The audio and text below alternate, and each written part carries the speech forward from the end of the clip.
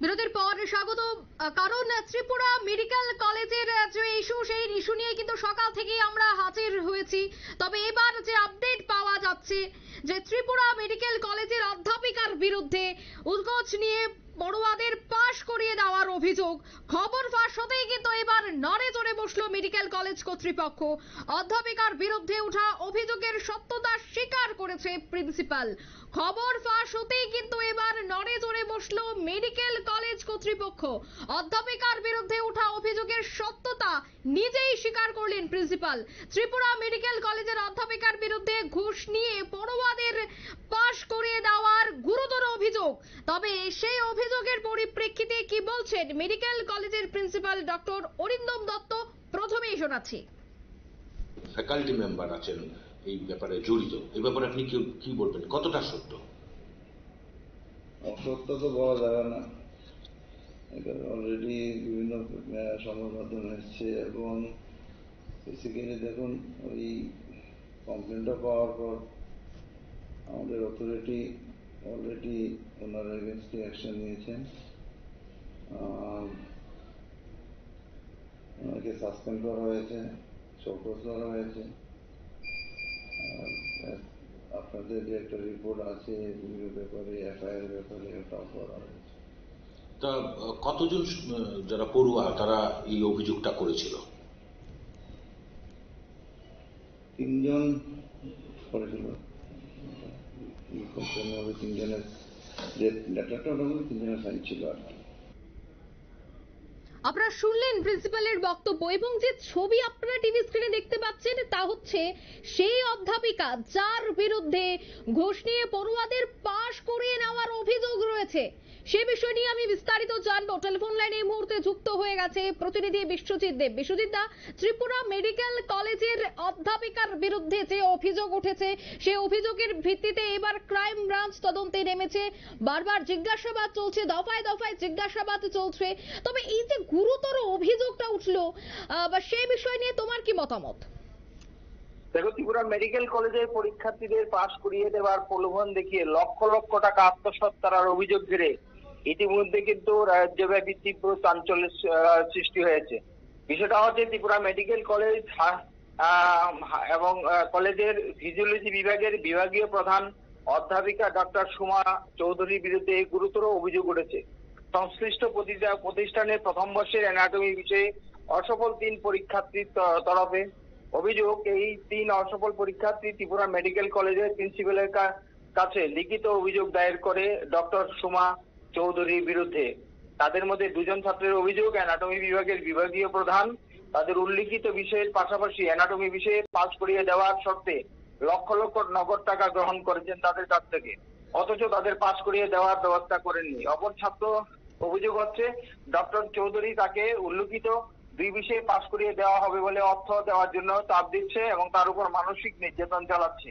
এবং এই 3 ছাত্রের কাছ থেকে লিখিত অভিযোগ পেয়ে ত্রিপুরা মেডিকেল কলেজ হাসপাতালের অধ্যক্ষ বিষয়টি প্রতিষ্ঠানের পরিচালন কর্তৃপক্ষ সমিতির চেয়ারপারসন ডাক্তার প্রমথেশ রায়কে অবহিত করেন। তারপর ত্রিপুরা মেডিকেল কলেজের তরফে বিষয়টি তদন্ত করার জন্য লিখিত এজাহার দায়ের করা হয় রাজ্য পুলিশের ক্রাইম ব্রাঞ্চের কাছে। অভিযোগ করে রাজ্য পুলিশের অপরাধ দমন শাখা তদন্ত নেমে অভিযুক্ত ডাক্তার সুমা রায়চৌধুরীকে বেশ কয়েক দফা জিজ্ঞাসাবাদ করেছে।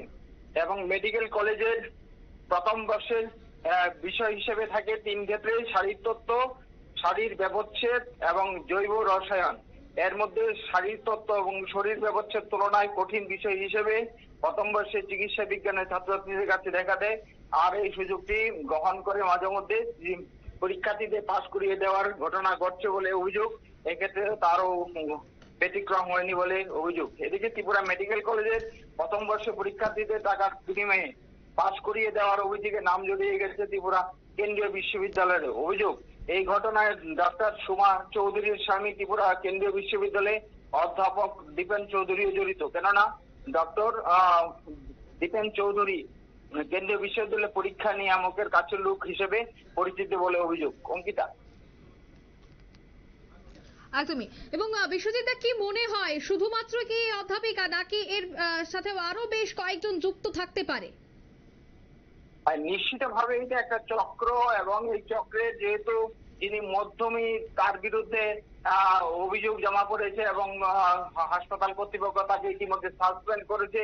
সুতরাং এই বিষয়টা যখন পুলিশের ক্রাইম ব্রাঞ্চে গেছে, ক্রাইম ব্রাঞ্চ ইতিমধ্যে ডক্টর সোমা রায়চৌধুরীকে বেশ কয়েক দফা সেখানে জিজ্ঞাসাবাদ করেছে এবং এই ক্রাইম ব্রাঞ্চের সুষ্ঠু তদন্তের মধ্যে আশা করা যায় যে এই চক্রের যারা সাইরা রয়েছেন তারাও কিন্তু শীঘ্রই তাদের জালে ধরা পড়বে।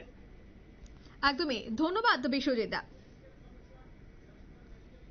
আপনারা শুনলেন প্রতিনিধির বক্তব্য। কারণ ত্রিপুরা মেডিকেল কলেজের অধ্যাপিকার বিরুদ্ধে ঘুষ নিয়ে পড়ুয়াদের পাশ করিয়ে দেওয়ার যে অভিযোগ, সেই অভিযোগ এবার ফাঁস হতেই কিন্তু নড়ে চড়ে বসলো মেডিকেল কলেজ। অন্যদিকে মুখ্যমন্ত্রীর কাছেও সেই অভিযোগ যাওয়া মাত্রই খুব দ্রুত তদন্ত করার জন্য কিন্তু এবার তিনি জানিয়েছেন এবং তারপরেই সেই খবর ফাঁস হতেই নড়ে চড়ে বসেছে।